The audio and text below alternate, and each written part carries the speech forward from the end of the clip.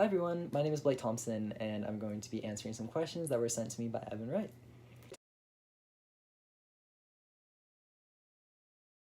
So the first question is what made me start cubing, and as with most people, I got a cube as a gift and kind of had it laying around for quite a while.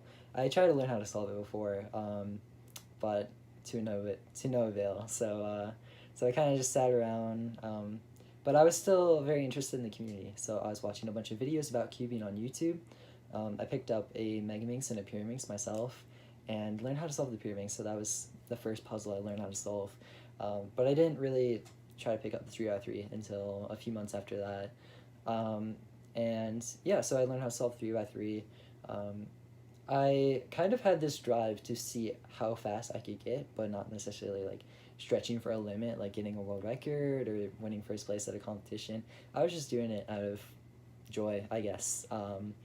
And yeah, so I kept cubing. I've done it pretty consistently since then. But my first competition was about a year after that. They weren't as commonplace back then, so I had to wait around a year for one to be even within like a few hours of me. But yeah, so going that first competition kind of sparked this whole like competitive endeavor of going to as many competitions as I can, improving on various things myself, starting new events, and that whole thing.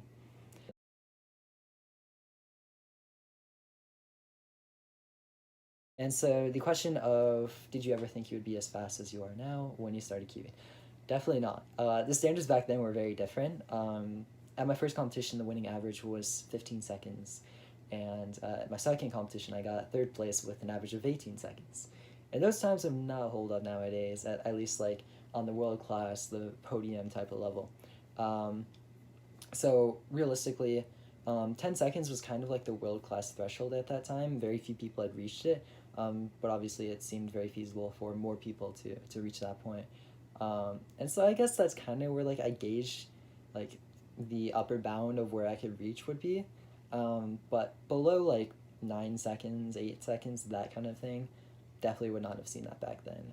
Just because over the past 10 years, since I've been cubing, hardware has improved so much, methods have improved so much, just general communication between the community has improved like a great deal. So there are a lot of aspects that I didn't perceive before that really contributed to the advancement of cubing.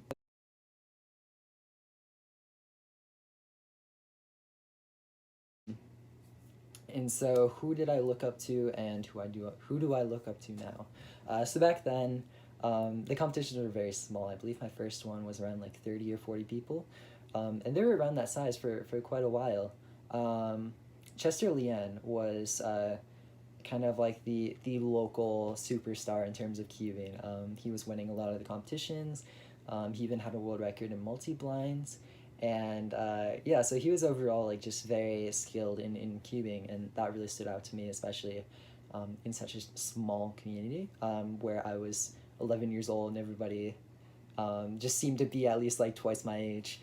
Um, so yeah, he was definitely the cuber I looked up to mostly. I think competitive cubing was a little bit less connected back then, so I wasn't too invested in some of like the higher level competitors around the country or around the world. Um, but I think nowadays that would have changed. But as far as who do I look up to now, there are two answers to this question. So um, as far as competitive cubing, I really look up to the solvers of 3x3 blindfolded. It's an event that takes a lot of commitment. There's a lot of creativity involved. That's the event I've been trying to push myself to get into for quite a while. So I really look up to a lot of the people who have put a significant amount of effort into that event and have very good results to show for it. So that includes like Stanley Chappell, Max Hilliard, Gianfranco, that kind of realm of individuals. And also I look up to a lot of the delegates across the world since being involved in like the organizational hierarchy of the WCA. I've seen a lot about what goes on behind the scenes, and there are a lot of countries that don't have many competitions, but the ones they do exist because there is one individual in that area that's willing to put the effort into making those competitions happen. So that kind of perspective really stands out to me, and so I really look up to those people. And also just across the world, anybody who's involving their time into the WCA. to give back and advance the mission and hold more competitions with more fun.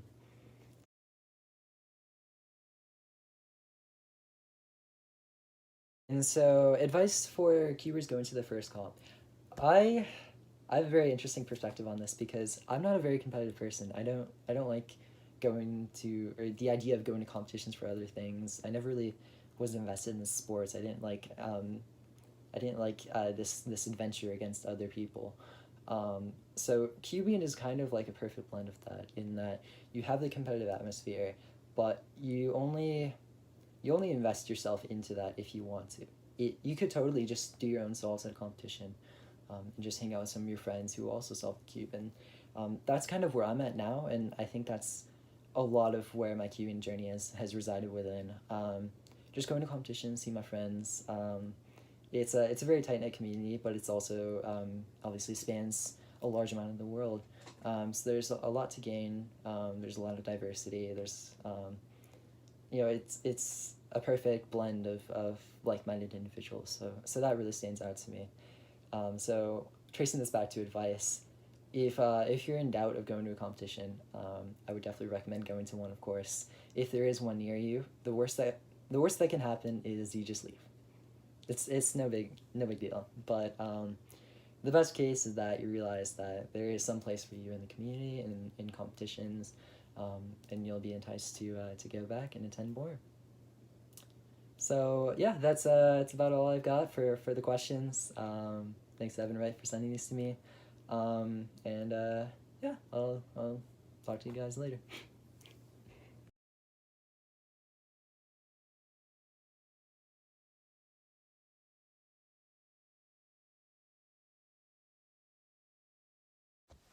So for big comps, there are a lot of different ways that I practice. So I have to practice my nerves, obviously, for stuff like that. So the best way that I tackled that was I just practiced, I did comp sims at home. And that basically is just practicing pressure. Like you're just practicing how to deal with pressure. So a lot of the times I would try to like take extra measures in order to like make me more nervous, in order so that I could deal with that at home instead of having to deal with that only at a competition. So like, anytime I got the chance to like solve in front of somebody, or sometimes I would ask my parents like, "Could you watch me solve so that I feel more nervous?" So that definitely helped quite a bit. And for doing stuff like within the comp, in terms of like concentration, I would do a lot of like breathing exercises, like a lot of deep breaths.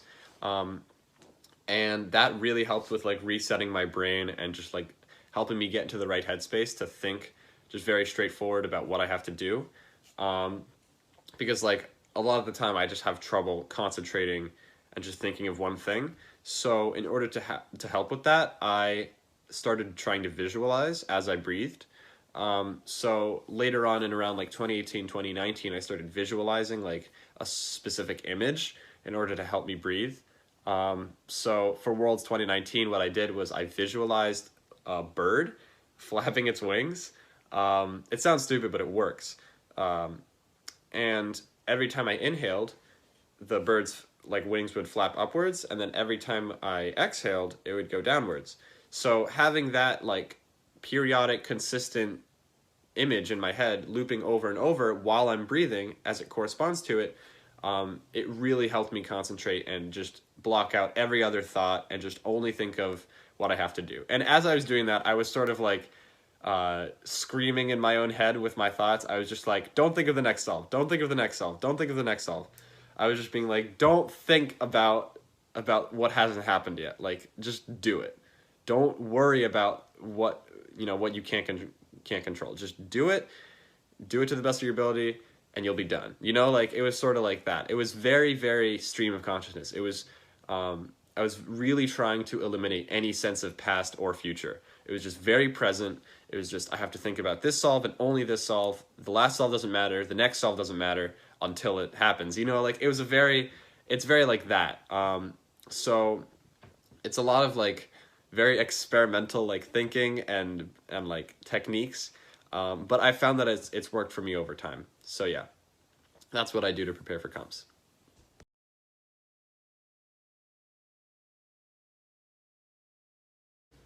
So my hobbies outside of cubing include playing piano, listening to and writing comedy, and exercising. So I've been playing piano for like ever since I can remember, and I sort of only really got serious around like halfway through high school, and then I started auditioning for colleges for it, and now I'm in college for that. So I'm really happy about that. In terms of comedy, I really, honestly just try to channel my comedy into any part of my life. And as you can see, that's been very well implemented into my YouTube channel. And I just try to be the funniest person I can be. So that's always a goal of mine. And exercising is just a lot of fun because it just like helps my body reset and keeps me in shape. So yeah, those are my hobbies.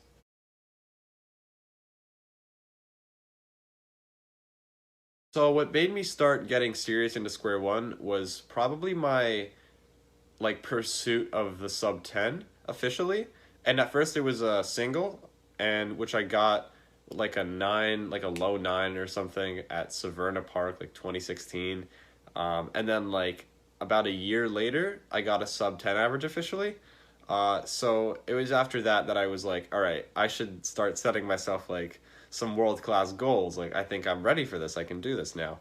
And it felt a lot different than 2 by 2 because with Square One, I felt like I actually had long term potential because I wasn't really trying to rely on scrambles, because 2 by 2 is way more, unpredictable in that manner. So I was really happy that I was achieving something of that caliber in a different event that doesn't require that much luck.